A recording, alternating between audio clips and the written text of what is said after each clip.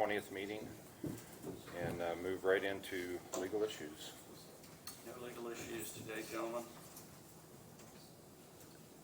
You're serious about that? No legal, nothing? I really am. Wow. It's rare, but It is a great way to start off the month. yes, it is. Okay, well then we'll move right into the Hetzie Mayfield Memorial Public Library. Sorry, he threw me off, so welcome. Good morning. Thanks for your time today. My name is Julie Whitman. I am one of your appointed trustees of the library board.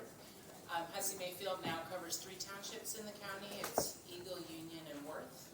So when the expansion to Worth happened about 4 years ago, their next board opening had to be assigned to someone who lives in that expansion area, which I do. I'm in Whitestown.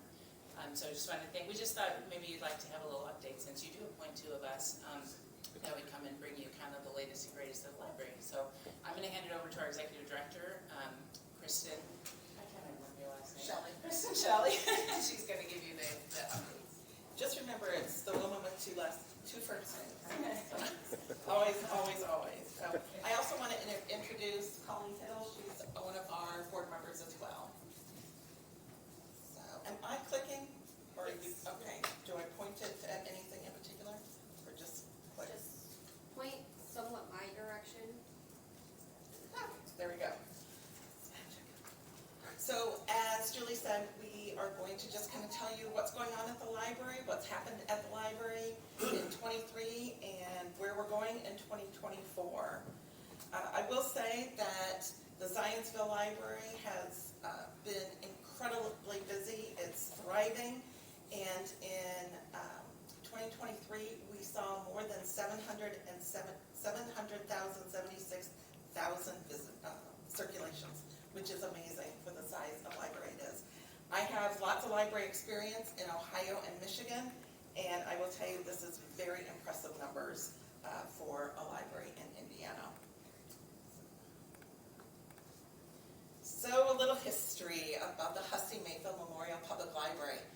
Back in the late 1800s, $600 was left via a will to start a small library in Eagle Township at the time. And the donation provided the foundation for what we now know and love as the Hetzie Mayfield Memorial Public Library. And in 2023, the Zionsville building alone saw nearly 200,000 visitors. So that busyness drove the area to ask for another library, and it desperately needed it. So this is the new Whitestown branch, which took about 2 years and 2 weeks to build. It kind of seemed like it was going to go on forever, but now that it's opened, let's hope it stays open forever. And opening day was April 20th, 2024, and it's a beautiful building. Our architects were KRM. There is opening day, some opening day shots. Our very first checkout was one of our patrons, Sharon Walker. Some of you may know her. We were super excited to have her be our first circulation at the new building. The smaller picture on the bottom is what's called the quiet reading room. It's a lovely room. It has a fireplace that goes indoors and outdoors to a patio. And the shelves in the back are Whitestown history. Come check it out. And then the bigger picture is our community room, which holds 182 people seated. And that day we were kind of having a STEM program and showing off our STEM kits. And since opening day, so since April 20th through May 30th, that building has seen 7,081 visitors. And opening day, we probably had about 1,200 to 1,300 people walk in. So,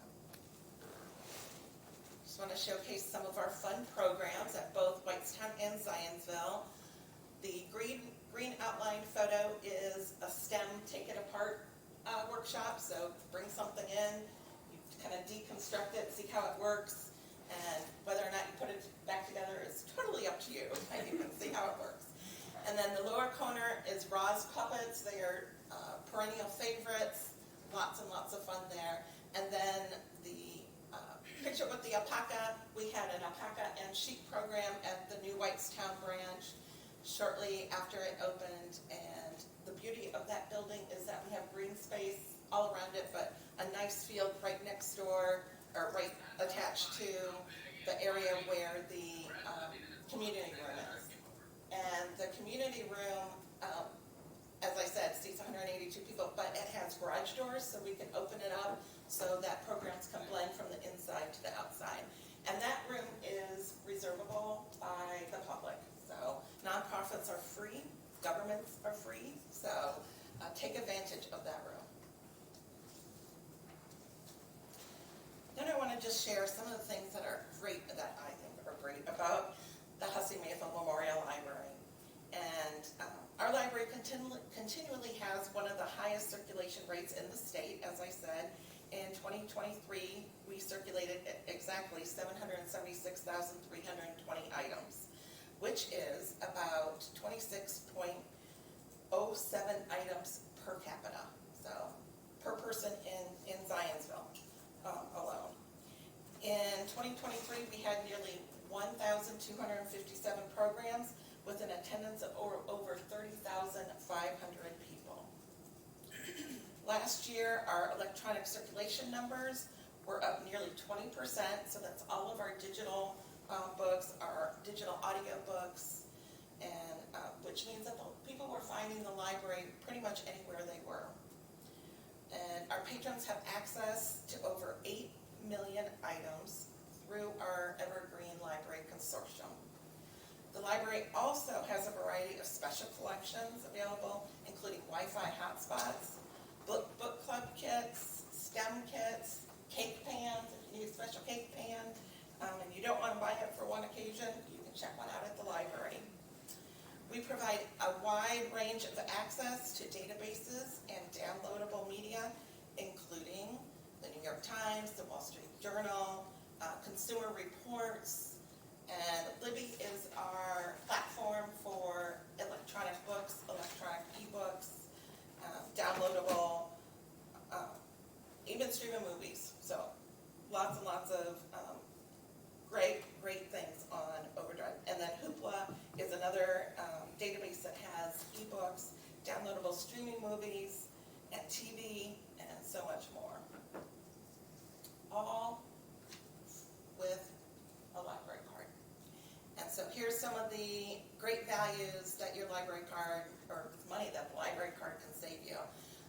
So if you are a New York Times reader, the digital pass could save you $325 annually because we purchase the subscription, so you don't need to.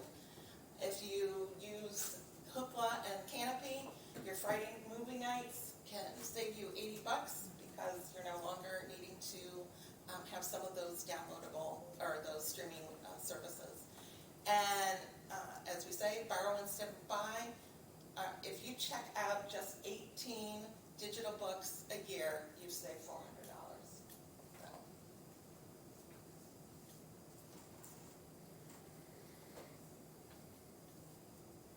And then I'm going to pass it over to the board. They're going to kind of talk about some of their accomplishments. Yeah. So we had 2 new board members join us this year, one of whom is Colleen, and just kind of continued rolling on. So we have a board of 7, right?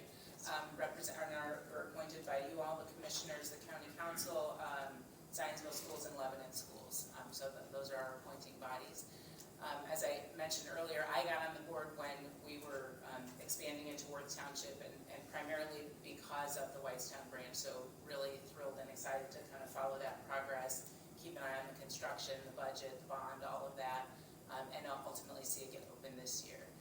We brought on our fabulous new director. Our previous director, Sarah Moore, you may know, took a job in Portland, Maine. And so we were really thrilled to be able to bring on Kristen.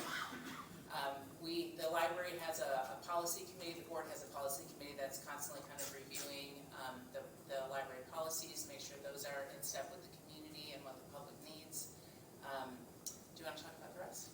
Yeah, I was just going to add that, somebody with Kristen's experience has been really helpful just as a board member, but also with the expansion into Whitestown. And and just generally continuing to grow, our library population. She's just, her experience has just been really, really wonderful for us. And we have added a fundraising function, knowing that the branch, of course, and the library are public entities that are supported by tax dollars, but we wanted to have a little more. And so we've done some fundraising to add some special programs, story walk in the woods behind the new branch, some nice items for the children's section. So you may hear about that. We're forming partnerships with different companies and entities around the community to get their support to make the library even greater than it already is. And I'll wrap it up. I should have shared that I am coming to Hussey Mayfield Memorial Public Library with about 30 building projects under my belt. Yeah. So I will say this was one of the more challenging ones, but it's exciting, and we have a beautiful, beautiful building.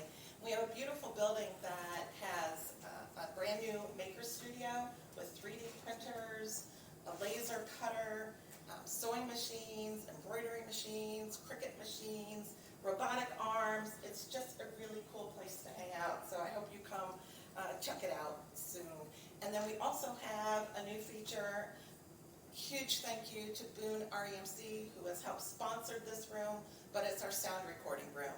So if you're into doing podcasts, you can do it at the library. And it has beautiful equipment. One person came in who owns a video recording business, said, wow, that's really nice equipment. So thank you to Boone REMC and other donors who have made that possible. We just, as of Friday, kicked off our strategic planning process. So look for a survey online or in our buildings. We would love to hear from you. We will probably tap some of you for interviews and for community focus groups. But that is our action plan for the next 4 years. And we really do. We don't shelve the plan, we live the plan. So, summer reading program also kicked off. And it kicked off on Saturday. So on June 1st, we kicked off our summer reading program. And even before the actual official kickoff, people could sign up online. And just in like a week, we had 1,400 people who signed up for summer reading program. We have fabulous prizes this year. Adults, get ready. You can get into a drawing to win a kayak or an electric bike. So that's pretty nice. Both were donated by very generous businesses in Zionsville. And then the kids aren't left out either. They can be entered into a grand prize drawing to win a bike, a regular bike. We don't want to give an electronic bike to a kid. So, and then we are going to concentrate this year on staff training and staff development. We've added 20 new positions, mostly at the Wrightstown branch. We're still adding. Actually, after this, I go into another interview. I have interviewed since probably February, 125 people. So, but we got it so we could open up, and we've got our staff pretty much built. And then as Julie said, we're going to develop our outdoor spaces. So the Wrightstown branch is built on 11 acres, and 7 of it is behind the library, and it's wooded, and needs some upkeeping. So we're going to do a weed wrangle on June 22nd with the Boone County Conservationists. They're going to come in and help us get rid of things we don't necessarily want back there. And then we're going to add a permanent story walk around the old trail that's through there. And then we have big plans in the future. If you've been in the new branch, there are kind of boards that outline what our dream is for that area. And then thanks to a very generous donor, we're going to have what's called a sensory garden, which are the metal trees and flowers or butterflies that kids can play music on. So it's hugely popular at our Zionsville branch, and we think it'll be hugely popular at Whitestown. And then we have a very eager group of Girl Scouts who want to put in a pollinator garden. So we're going to add pollinator gardens kind of around the building. And that's kind of just a taste of what the library is, where we're going in 2024. You know, if I told you everything that I thought was great about the library, we'd be here until next Monday. So I really appreciate the time. Thank you to the commission for allowing us to share. And if you have any questions, please ask. Or if you want to get hear more about the library, you are more than welcome. I'm very findable on our website at hmmpl.org. Very good. Thank you. Any questions? Thank you for bringing us up to date. That's really important for us to know that, and what a wonderful facility you have. So, Absolutely. Thank you so much. I should have put that to the other one.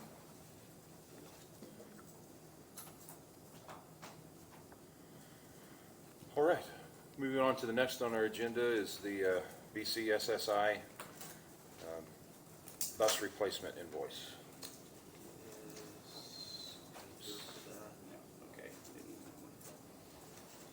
So this is, but bus replacement invoice for the Boone Area Transit System through Senior Services.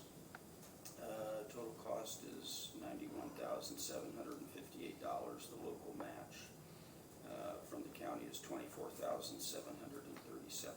So I respectfully request your approval. Move to approve. Second. All those in favor, aye. Aye. All right, next is the Amazing Race event at the New Hope Christian Church. Hi, I'm representing the New Church over on Zoom. So my name is Eric, and I'm a resident here at New Hope, and we're simply requesting permission to use the county court, the name in Lebanon, for our event, the Amazing Race, August 11th from about 2 to 6 p.m.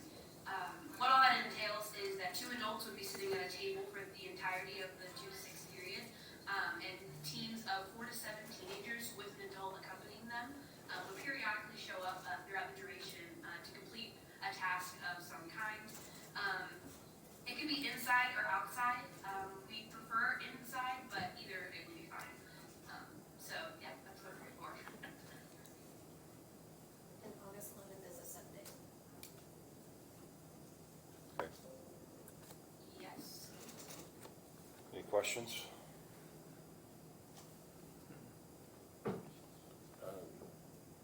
We'll have to organize, she'll have to get with the sheriff's department.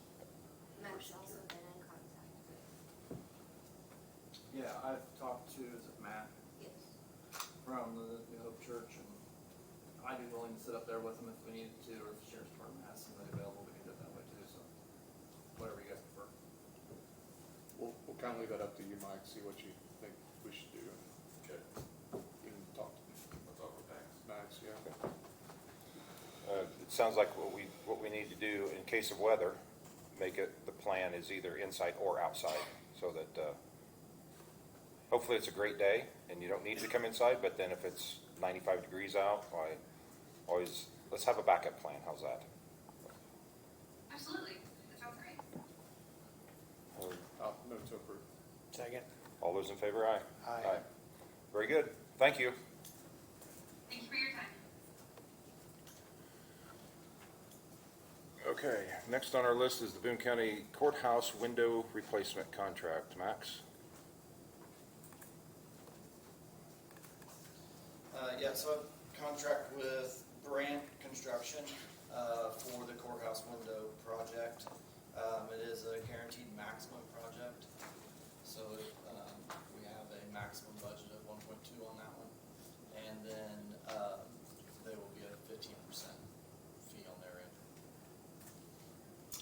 It is a standard AIA contract. I did have a couple revisions to it, which they accepted. This was a CMC project that we did RFQs for pursuant to Indiana Code 532. So I would respectfully request your approval. Do you have some questions? I do. I talked with Max a little bit this morning, but I'm a little bit unclear. It's my understanding we had $1 million budgeted for this. I don't know if anybody else has any comment, but I'm a little unclear if council has approved this as part of the 1.2 million, or. I know that the council was very clear that we were looking for 1.2 on this one, and then we had $200,000 that was allocated that was supposed to have been carried over for this project as well. So it was, we should have 1.24. Is that correct, Kenny, or? I just remember the 1 million, I don't remember the 1.2. I'd have to go back. The 1 million was all that was done at the council, at the budget time. What was carried over? What, We had $200,000 last year that was allocated for the project, and since the project didn't go last year, we were carrying that 200,000 over with the 1 million from the You general fund. encumbered it? What's that? Did you encumber it? It should have been, yes. What line in the check? I think it was the courthouse budget line. The courthouse. In 1138 or county? Not sure the number, but yeah. And I mean, my other concerns were, I mean, I'm used to doing a public bidding process. I know this isn't a public bidding process because it's a guaranteed maximum price contract. We talked about that a little bit this morning. That- The RFQ was advertised publicly, Right. and then we did interviews for that. Yes.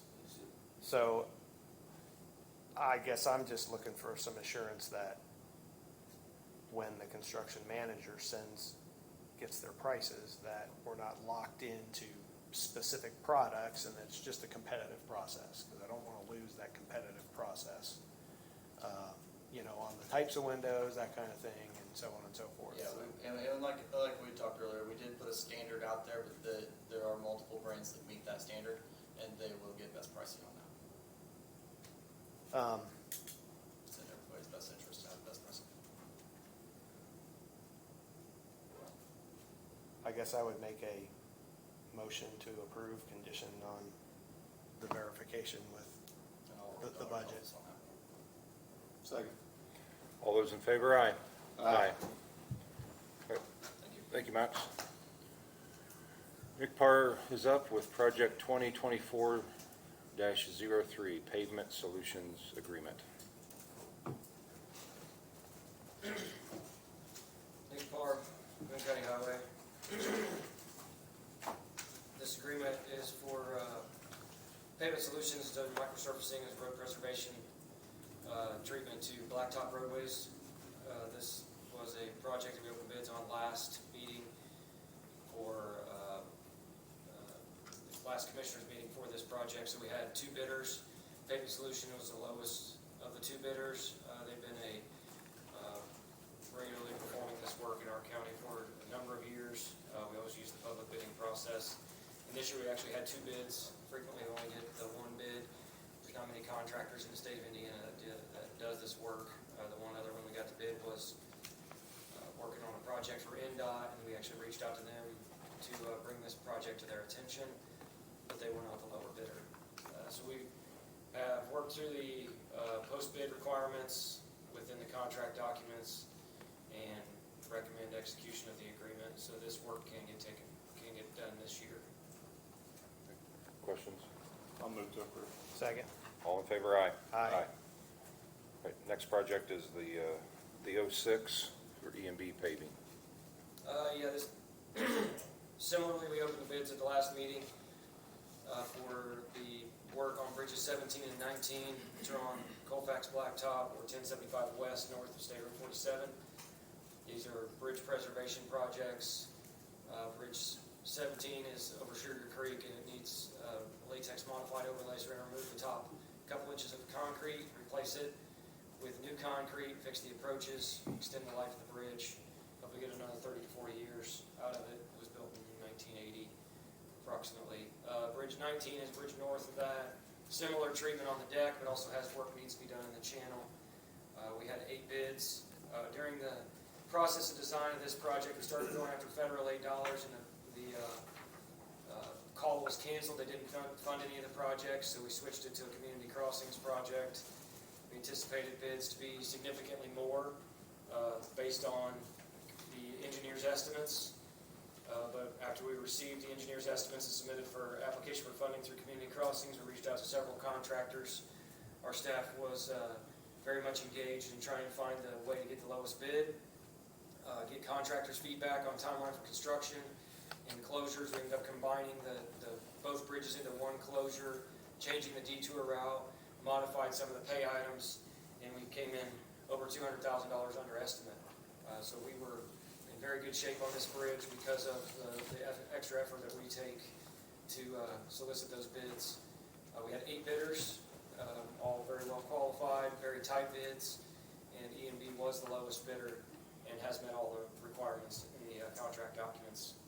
We recommend execution of the agreement with E&B paving. Move to approve. Second. All those in favor, aye. Aye. Along that project, we're going to modify our second culvert projects because what we'd asked for originally was 50% of construction based on the estimates, and now the construction is significantly less. We'll be able to ask for more in the second culvert projects for community crossings. Thank you. Thanks, Nick. Thank you, Nick. All right, next on our list is request to use the courthouse for a boat center. Lisa Bruder. Here she is not. This is just the standard letter to confirm the use of the courthouse as a vote center. Monday through Friday, October 8th through November 1st from 8 a.m. to 4 p.m. Saturday, October 26th from 8 a.m. to 3 p.m. Wednesday, October 30th, 8 a.m. to 8 p.m. Thursday, October 31st, 8 a.m. to 8 p.m. Friday, November 1st, 8 a.m. to 8 p.m. Saturday, November 2nd, 8 a.m. to 3 p.m. Monday, November 4th, 8 a.m. to 12 p.m. And then Election Day, November 5th, 6 a.m. to 6 p.m. Move to approve. Second. All those in favor, aye. Aye. All right, next on our list is the compensation committee. This has been in the works for quite a while now. After last year's budget hearings, I talked with Ken Hedge this morning, and this is basically will be a commissioner committee to make recommendations for salaries and raises and things like that. And the appointments would be the commissioners creating this committee. So I would make a motion that we create the compensation committee and include Don Lawson from the commissioner board, Ken Hedge, Jennifer Hostetter, and Dan Lamar from the council, and Megan Smith from HR. Is that a motion? That was a motion, Yes. yeah. Second. All right, it's been moved and seconded. Is there any further discussion on this? Hearing none. All those in favor, aye? Aye. Excuse me. All right, next on the agenda is the health insurance committee appointment.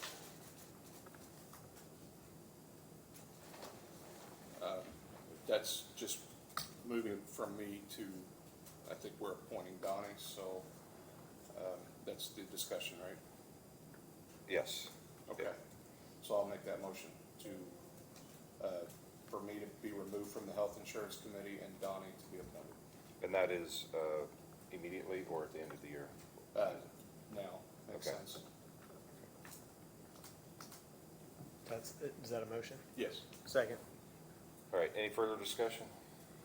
Hearing none. All those in favor, aye? Aye. Another one was Henriette NDA. Did you, Bob, do you have anything on that, or? This is a non-disclosure agreement for Henriette to look at, I believe it's primarily pharmaceutical benefits, is that correct? This is part of the package that you all, the three-year package that you all put out to bid. They were one of the respondents. They were not successful. The contract, I believe, was just signed in January of this year. It's a 3-year agreement. This particular NDA, unfortunately, is the second one, or the first one that Kaylee found. We sent a second one, so if you choose to go forward with that, we would respectfully request that they sign the second NDA, which is specifically tailored towards protected health insurance. protected health information. But again, that's completely your call as to whether or not you wanna have them look at pharmaceutical costs and prices, having just bid it and signed it 6 months ago. And we are currently locked into a 3-year contract. It's actually a 1-year contract, but in the past, it was the commissioner's choice to only bid it every 3 years because you get better pricing that way. The insurance companies, pharmaceutical companies, all that, they have more reliable information if you only do it every 3 years as opposed to rebidding it every year. But it is a 1-year agreement, but 1-year agreement. Okay. in the past, it's probably 10 or 12 years ago, the commissioners decided they were only gonna bid it every 3 years. Okay. So they need to sign the second agreement? They would need to sign the second agreement if you choose to, the three of you choose to decide to go ahead and allow them that access.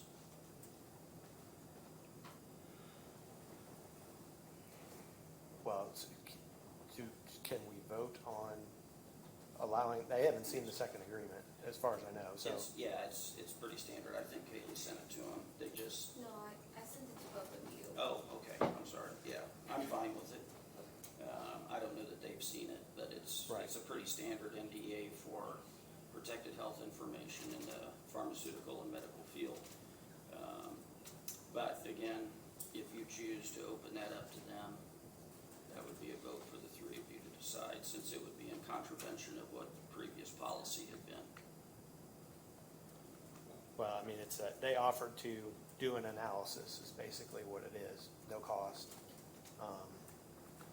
And since council asks every year if, when I was sitting in budget meetings last year, they ask every year about pricing on insurance, so. And they may come back and say, hey, everything looks great. It's something they offered to do, so I think it makes sense to, all they need is data. So that's all we're doing is approving the release of data. So to me, it makes sense to do that. Obviously, they would need to take a look at the second agreement, but if we can approve that, subject to them just looking at that agreement before they sign it, obviously, and approving, then I think it makes sense to do that. So I will make that motion.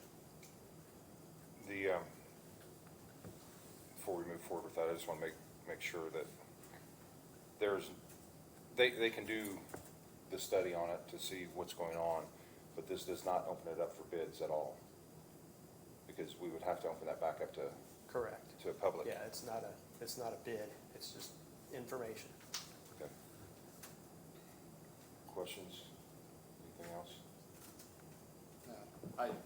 I don't really support this because we just went through the process and they were a part of the RFP that we just did. I don't think we should, personally don't think we should allow this for one company. If we're gonna do it for one, we would need to do it for anyone who asked. And I don't think it's necessary to do this at this point in time. And I just personally don't support it. I mean, if there's other, they offered, so if there's other companies that wanted to make the same offer, fine with me. And that's what can happen if this is passed today, then all these other companies, I got the whole stack of papers here from what we went through and voted on in January, then it's open to them to make the same request, plus every other company that did not bid on it. Once we open it, it's open to everyone. It would be open to everybody, yeah. And that is a concern of mine, because after going through this whole process in January and making our decision for this coming year, but as in the past, whether it's been 10 or 12 years, is that we set the limit or the time period as a renewal every year of the same contract up to 3 years, correct? Yes, correct. So, yeah, that's been your mode of bidding the health insurance and the pharmaceutical thing is you do it every 3 years.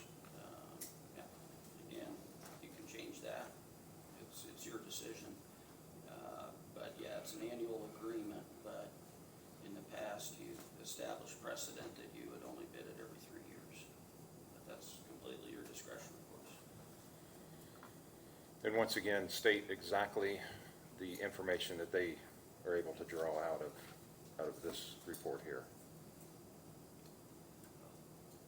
Megan, do you want to weigh in on that? You're more of an expert on that than I am. Exactly what it is they're looking for. Megan Smith, Human Resources. So I've reviewed what they're asking for, and it looks like they're asking for a lot of our claims data, which it would be, some of it's proprietary is my understanding. Some of the stuff, I don't know that Apex would release it. Other stuff, it would be a fight to get from UMR. It's always a fight to get claims data from UMR. It's sensitive information about our employees, the demographics. So my recommendation has been to put this through the insurance committee, flush it out, make sure this is what we're doing. We've done it in the past when we've looked at different networks and potential cost savings. It's always gone through the insurance committee, and we've been able to kind of flush it out a little bit more and make sure that, you know, the cost savings plus the sensitive data makes sense for the employees. So that's still my recommendation to this point, is that we send it through the insurance committee, we really flush it out, and we could probably get that done before budgets. But doesn't the non-disclosure agreement address the So- sensitive data concerns that you're It referring would, to? but then if we're releasing it to others as well, I guess that's where, you know, if we're subject to then any other company, I think we had 7 companies bid. If they're gonna come back and ask, that's a lot of people looking at our data. And we have a broker for this reason, to look at the data and give us recommendations. So that's where I'm at with it. Where I'm at with it is I think it makes sense to do a check on, because essentially we're doing a sole source bid, because we didn't take any numbers last fall as part of the process, as part of the supposed deep dive we did, so that's the purpose. Somebody offered, I think it makes sense to do it.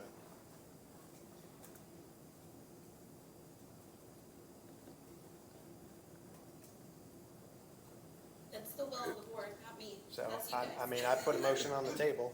If I it, guess we'll find out if there's a second. Now, to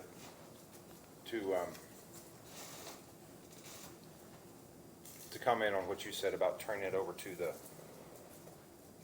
the committee, then they would review this before we would open it up to,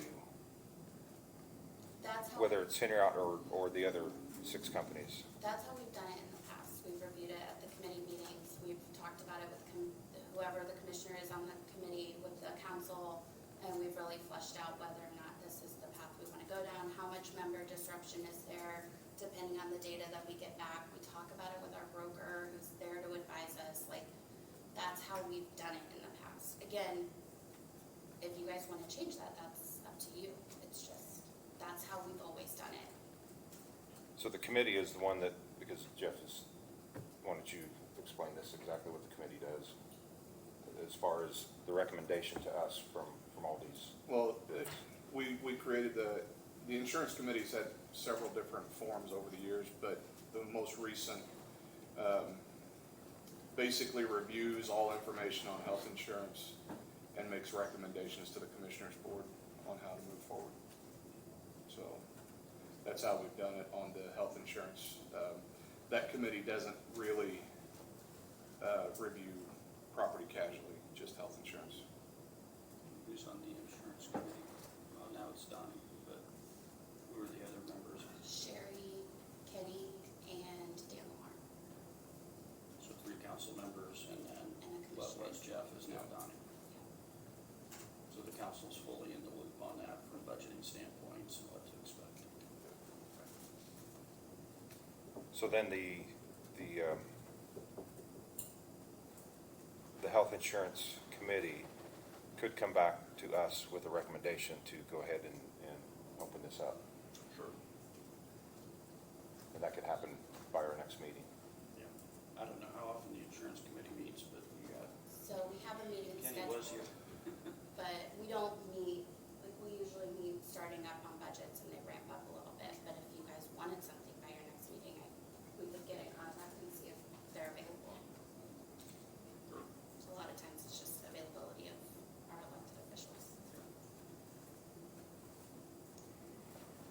Well, my gut reaction on this is that if we've used the committee in the past and to make recommendations, I think in the next week we need to do that again and then have that brought back to us on our next meeting and then move forward with it then. Because I would like for them to have their input, the three from the council to have their input on this also.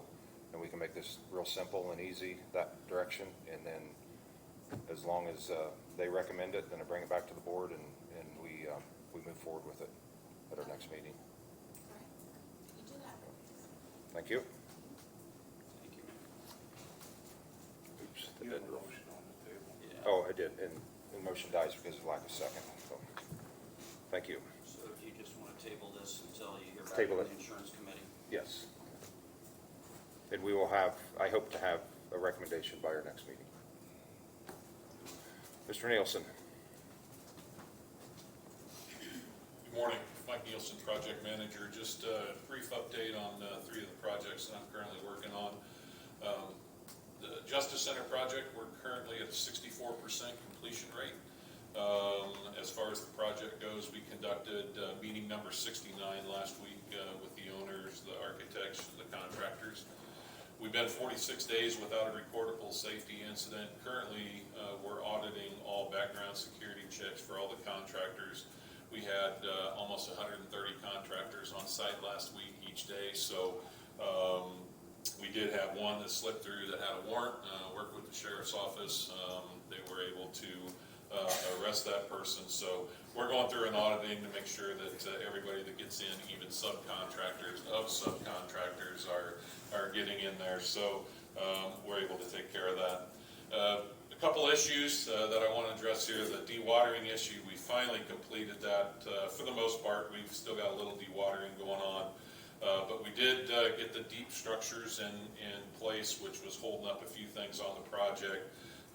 And we ended up using the redesigned shorter and wider structures instead of going as deep.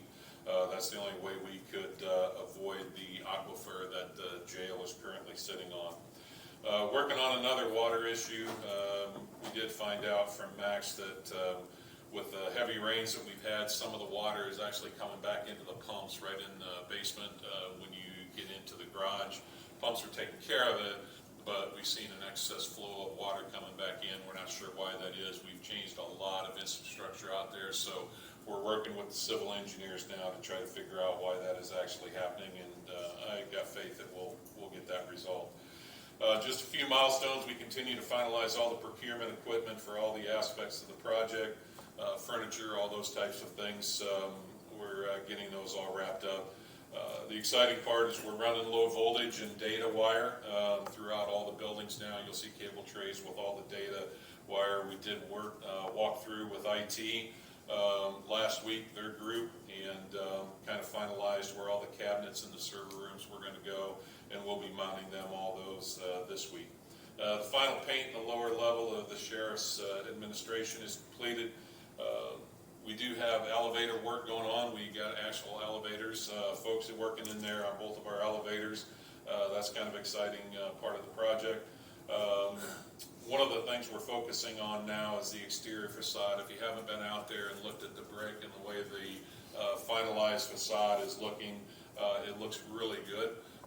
We're focusing on that on all of the buildings now because we have windows that are getting ready to be delivered and installed. We have some of the windows out there, but in the next 2 weeks you'll actually start seeing windows installed so we can start kind of enclosing that entire building. Just some of the scheduled milestones. We're working on water flow issues now, like I said, with our aquaflow system. We'll get that resolved this week. There will be a crane on site for setting a couple more structures. We've got about 6 more structures to set, not as deep as what the ones we were working on.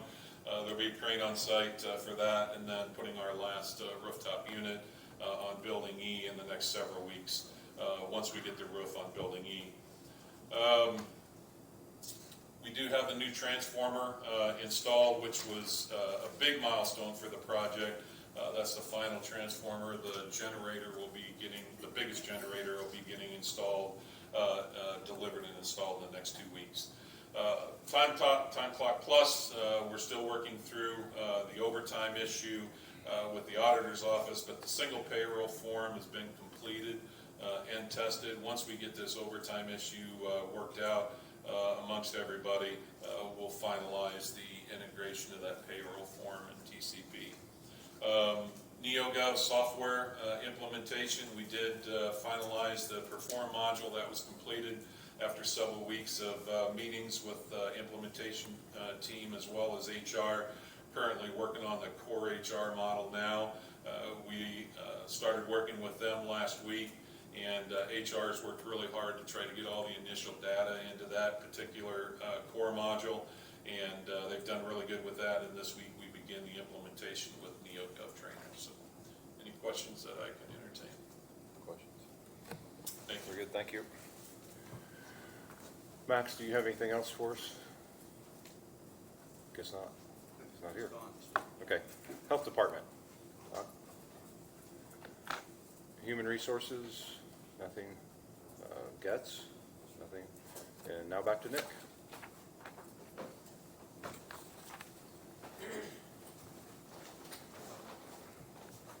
Nick Power, Boone County Highway. First item I got is a change order for Bridge 21.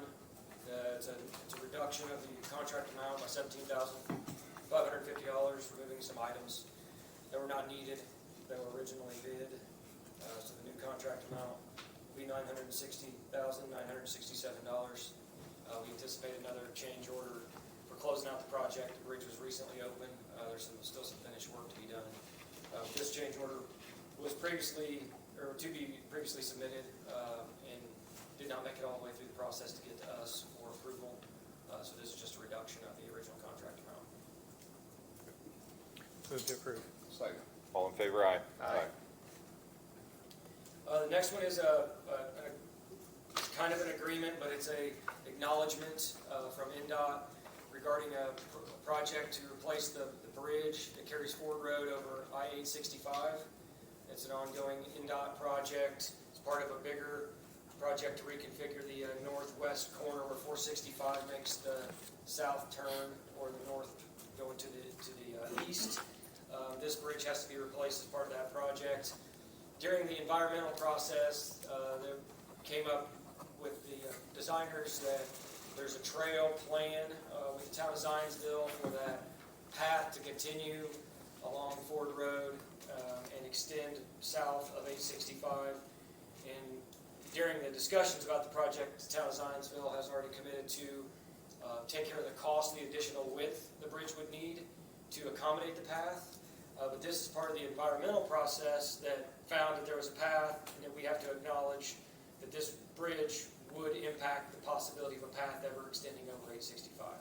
So because we're taking care of Ford Road south of 865, we were asked to be a signatory on the acknowledgement letter that was submitted. I shared it with Bob. It's also got to go before the town of Zionsville for their approval also. But their side of it is the north side, our part is the south side.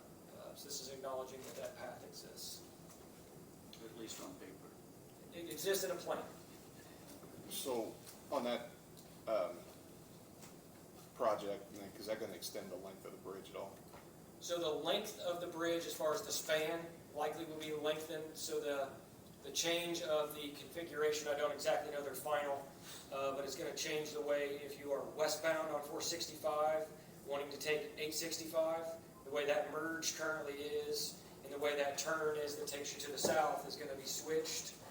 So I think there's some additional width needs to accommodate it and the ramp to go from 865 east to 465 south. So that's where the restriction is underneath the bridge. So I think there's some additional width of the span. So the length, I guess the span, and then the width is because of the trail improvements. So does that force the driveway for that treatment plant to be moved? That part I do not know. That hasn't been brought up. Still early in the process. Early in the process, then frequently can pick up speed with the NEPA document, the National Environmental Protection Act requirements that they are going through right now. I haven't seen a set of plans that indicates the specifics that far into the details yet. Pretty tight right there. I just didn't.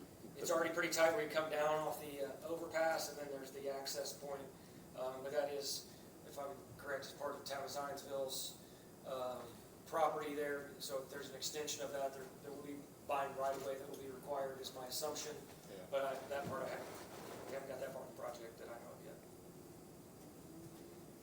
So requesting the approval of the letter acknowledging that the trail plan exists for that trail extend south of 865. Move to approve. Second. All in favor, aye? Aye. The next item is project 2022-22 is Bridge 162 replacement. That's on 500 South between 50 East and 100 East. It's been a locally funded project that we've been having designed. GAI was the selected consultant on that. We were going through design process, not sure if we were going to use community crossings or federal aid as a construction and funding source.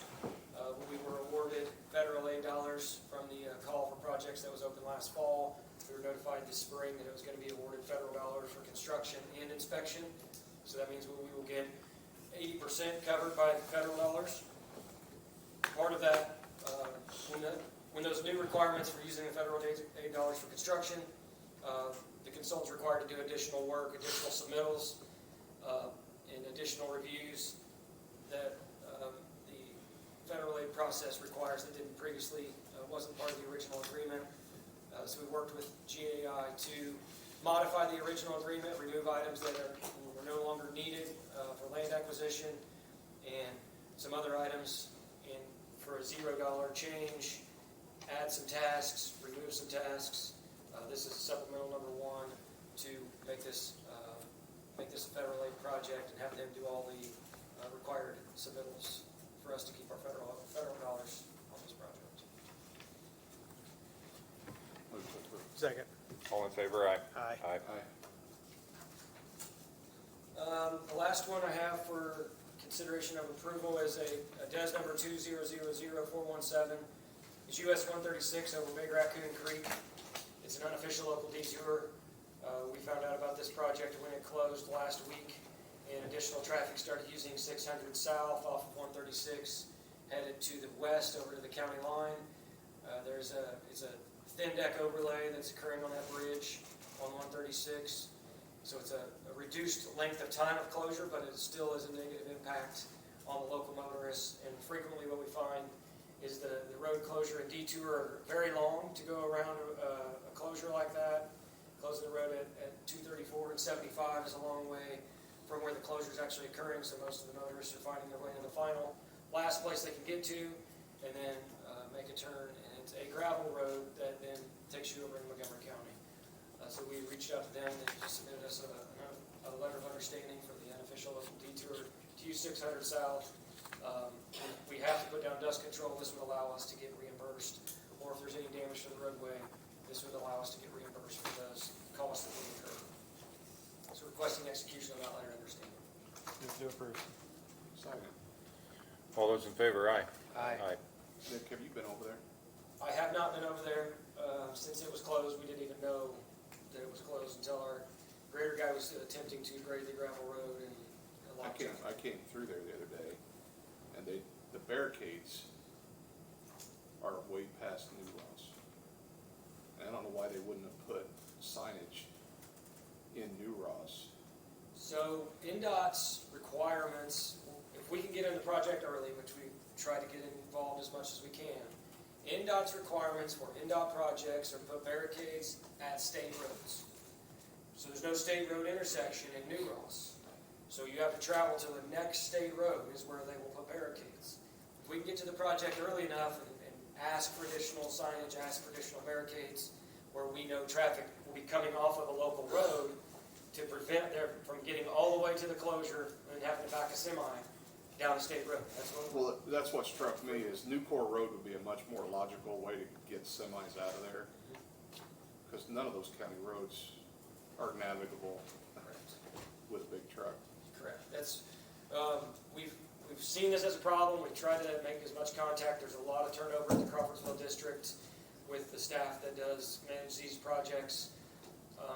There's a closure coming up on 421 south of 32. It may be a couple of years away for Bridge Deck, and we've tried to get on them early. Like, hey, how can we get more signs, more barricades?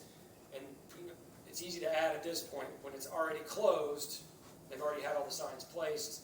It definitely makes it a challenge. And how do we get engaged in those project meetings early on, or get notified that they're coming so we can provide some input, is a challenge that we haven't been able to solve yet. It doesn't help we don't have enough staff and, a lot of new staff coming on. But that is we think a very important message to keep delivering, that semis backing down state roads is not a good situation. Well, pretty much every road away from there has a 90-degree turn in it, so. And it impacts all of our local roads as soon as they get off the roadway. They can't make it down these roads. They can't turn around and feel for the drivers. Yeah. Most of them didn't even pass the barricade. They didn't even see a sign. Yeah, They get to the closures. you don't see it until it's too late. I mean, I was there and I was shocked by it, to be honest with you, so. Definitely a concern. One other update, I submitted the project update. I won't go through all those, but one thing I want to make sure I talked about, been in my project update for a number of months now.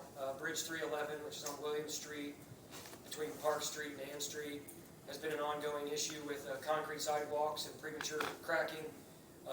We've sent letters, been engaged with Bob numerous times on our concerns and the issue of the bond, the warranty bond, approaching expiration, which at that point we lose our leverage to get anything repaired. As of this weekend, we've given them numerous times, numerous opportunities.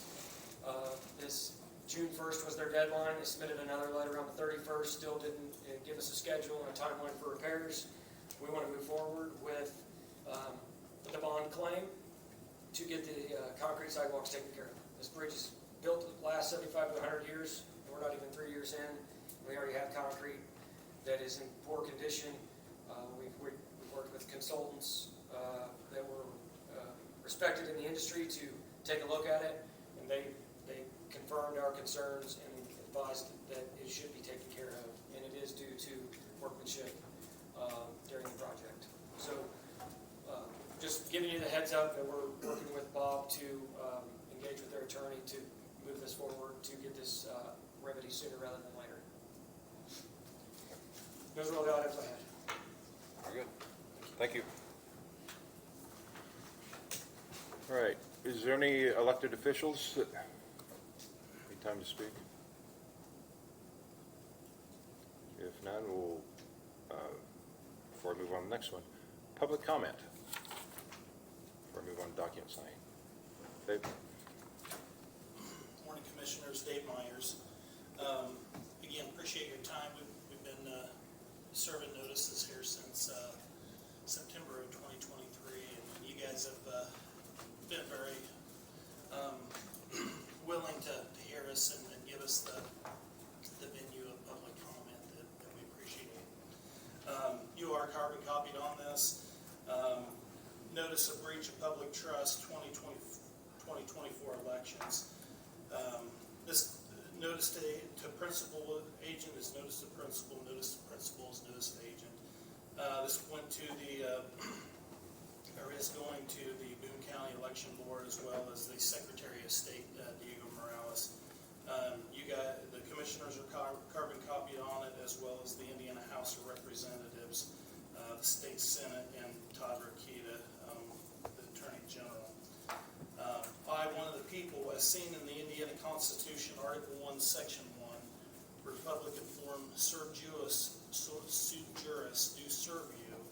The Boone County Election Board members, Rebecca McClure, Lisa Bruder, Brian Jones, and the Secretary of State, Diego Morales, this notice by necessity that you do provide immediate due care. Please take notice that people have assembled and taken proper time to study and have come to the realization that the Constitution is our trust and that the government is at all times in a lawful way amenable to the people. Indiana Constitution, Article 1, Section 1. John Locke, Two Treaties of Government, Essay 2, Chapter 15, Section 171. Secondly, political power is power that which every man having in the state of nature is given up into the hands of society, and therein to the governors whom the society hath given over itself, with this express or tacit trust that it shall be employed for the good and the preservation of their property. Please take further notice that the people have served nearly 1,000 notices to you and other local and state government officials beginning in September of 2023, instructing you and others as the people's government government servants to provide remedy in order to immediately restore equal and free and equal elections, and showing claims which each were supported by the express written constitutional text. The highest law, the maxims of law, which are automatically applied in any contract and universally accepted as being true rules and principles of law. And please take further notice that you were given specific amounts of time to review or controvert the law and claims provided by the people in the above-mentioned notices. There was no public response by you in any way that followed the terms stated within the notices. Now, by the Tansit acquiesce with moving forward with elections by other means that which has prescribed in the Constitution of the people, you have acted and continue to act in full knowledge, intent, malice, and trespassing of the people's fundamental rights to free and equal elections. And please take notice that the people are aware that, one, there was never a grant for government officials to have elections by other means that which are prescribed by the Constitution of the people. Two, elections performed by such other means are void and invalid elections, and no acts such as certification or risk-limiting audits made subsequent to such invalid elections, nor the passage of time, can make such elections valid. Maximum Law 46D, where the law prescribes a form, a non-observance of it is fatal to the proceeding, and the whole becomes a nullity. Maximum Law 62C, things invalid from the beginning cannot be made valid by subsequent acts. Maximum Law 62I, time cannot render valid an act void in its origin. Please take final notice by accepting paychecks and assuming the duties to become a public trust officer is your fiduciary duty to protect the liberty interest of the people. By accepting the office, you agree to become a trustee and agent of the people. When a person becomes an agent of the people, it becomes a presumption of the law that the agent assents to all terms of the contract. It is also a presumption of the law that the agent who does not perform the lawful instructions of the principal, the people, is in breach of trust, unless clear written evidence can overcome these presumptions. You are an agent and trustee of the people, and your acceptance of office confirms your assent to accept the terms of the trust indenture known as the Indiana Constitution. You can also be found to be personally liable for breach of public trust. My constitutionally sound wish, order, and demand, which you are bound by oath to follow unless you prove by way of sworn affidavit that I have misconstrued the Indiana Constitutions or maximum law, is that you immediately and without further delay provide remedy to the people by restoring free, equal elections as secured by the Indiana Constitution. If you disagree with any of the information or claims in this notice, or if the claims have been, or if you claim to have been delegated the authority to do such things that conflict with the Constitution and the maximum of law, please immediately show where you are delegated the constitutional authority or agree to acquiesce. All statements in this notice to be truth and fact. All responses not under penalty of perjury are non-responses. If remedy as instructed is not given, the people to whom you swore an oath will recognize it as being done purposely and with full knowledge, intent, and malice. No court shall be able to rehear this matter, but it shall stand as evidence, truth, and law in a court of record. This notice is sent in the peace and love of Jesus Christ, that you give due care to the people who hold all political power. Thank you. Again, that went to the election board and to the Secretary of State. Thank you, Dave. Yeah, we started getting these yesterday. Obviously, I haven't really looked at it much, but I did not vote, by the way, in favor of the vote centers because people have been bringing concerns to us about elections since 2023, and nothing has been addressed. So I'm not interested in sanctioning a process that we're being told is unlawful, and there's been nothing to rebut those claims. So I may have more to say after I review this. I would have liked to have been at the audit that was on Thursday, but I was out of town, so I wasn't able to see what happened there. But my understanding was it an audit done by the vendor? I mean, a real audit would be done by a third party. That's what's done with our audits elsewhere in the county. So anyway, that's all I've got to say about that at this point. Okay, thank you. Mr. Lawson? Yes, please.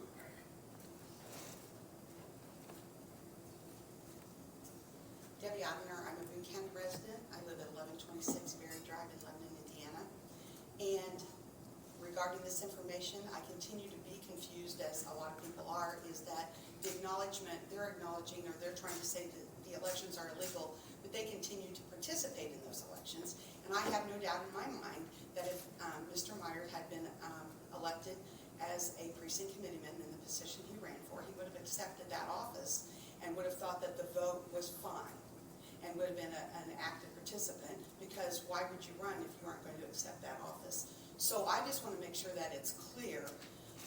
One part is that now that they know, then they don't want to be a part of it, but they still continue to be a part of it. So I think that we have to acknowledge the fact that our elections have been fair. They've been, the audit came across with no problems. We continue to work hard to make sure that we have good officials at the polls and that we're doing the right thing. But I think it's important to take note that even though they continue to struggle with the election process, they continue to be a part of it to get elected. And so I think that kind of speaks volumes, and that's where the clarity needs to come in. Thank you. Can I speak once more? One more comment, please. First of all, thank you. I will say, regardless of whether I ran for office or not, I would read this notice and I would support what is already in the Constitution as to how elections need to be handled. We are given the right to run, get on the ballot, free and equal elections, and I'm going to do it if I've got the opportunity to do so. We have seen over the last, probably 9 months, people getting kicked off the ballots. We've seen all these different things that do not allow for free and equal elections. And so I'm doing what my constitutional right is. Now, what I would ask for the election board and others is, as public servants, you do what your constitutional duties are, which is not what's being done right now. Thank you. Thank you. Any other public comments? I believe we have one more. Hold on.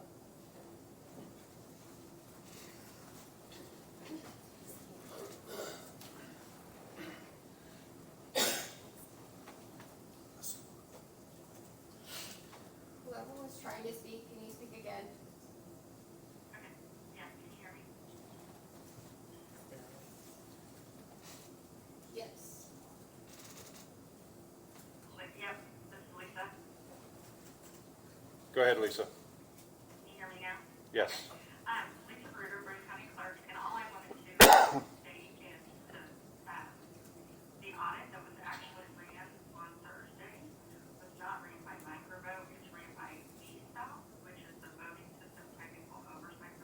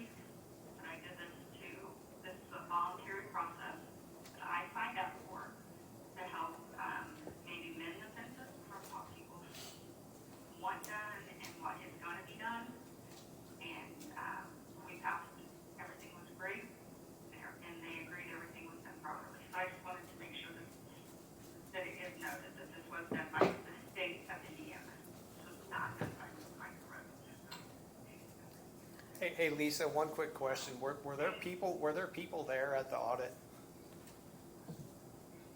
Like from the public? There was only 2 people. There was 2 people from the one in the paper ballots that were there. So there were several other people that were just there. So, and, I mean, had you called in, Tim, we would have made this more than available, for us to go live on it. Yeah, I was out of town. I couldn't even have done that. I was on a vacation previously scheduled, unfortunately, but otherwise I would have been there or been made available.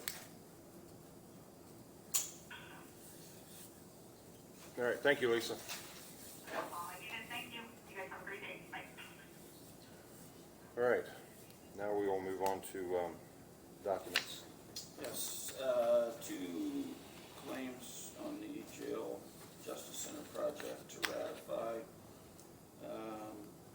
One is for cellular booster system, DAS, $133,445, and Patterson Dental, $5,845.25. Just request a ratification on those. Move to ratify. Second. All those in favor, aye? Aye.